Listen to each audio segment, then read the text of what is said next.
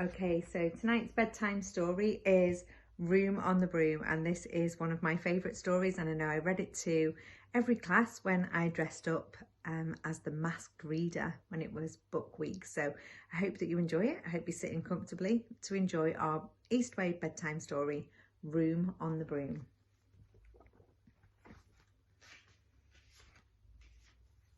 The witch had a cat and a very tall hat, and long ginger hair which she wore in a plait.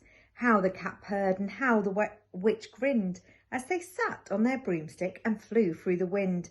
But how the witch wailed and how the cat spat when the wind blew so wildly it blew off her hat. Down, cried the witch, and they flew to the ground. They searched for the hat, but no hat could be found. Then out of the bushes on thundering paws there bounded a dog with the hat in his jaws. He dropped it politely, then eagerly said, as the witch pulled the hat firmly down on her head, I am a dog as keen as can be. Is there room on the broom for a dog like me? Yes, cried the witch. So the dog bounded on. The witch tapped the broomstick and whoosh, they were gone. Over the reeds and the rivers they flew. The dog wagged his tail and the stormy wind blew. The witch laughed aloud. She held on to her hat, but away blew the bow from her long ginger plait. Down, cried the witch, and they flew to the ground. They searched for the bow, but no bow could be found. Then out from a tree with an ear-splitting shriek, there flapped a green bird with the bow in her beak. She dropped it politely, then bent her head low, then said as the witch tied her plait in a bow, I am a bird as green as can be. Is there room on a broom for a bird like me? Yes, cried the witch. So the bird fluttered on. The witch tapped the broomstick and whoosh, they were gone.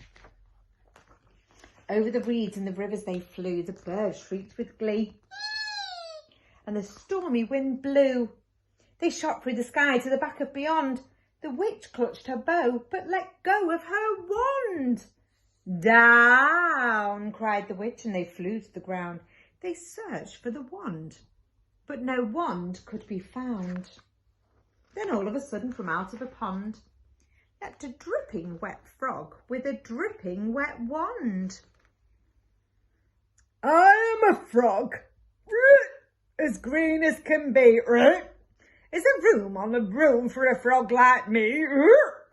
Yes, cried the witch. So the frog bounded on. The witch tapped the broomstick and whoosh, they were gone.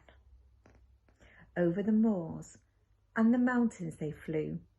The frog jumped for joy, and the broom snapped in two. Down fell the cat and the dog and the frog. Down they went tumbling into a bog. The witch's half broomstick flew into a cloud, and the witch heard a roar that was scary and loud.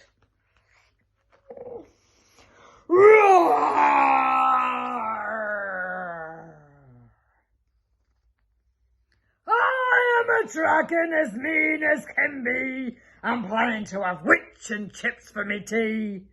No, cried the witch, flying higher and higher. The dragon flew after her, breathing out fire. Help! Cried the witch, flying down to the ground. She looked all around, but no help could be found. The dragon drew nearer and, licking his lips, said, maybe this time I'll have witch without chips. But just as he planned to begin on his feast, from out of the ditch rose a horrible beast. It was tall, dark and sticky and feathered and furred. It had 4 frightful heads. It had wings like a bird, and its terrible voice when it started to speak was a yowl and a growl and a croak and a shriek.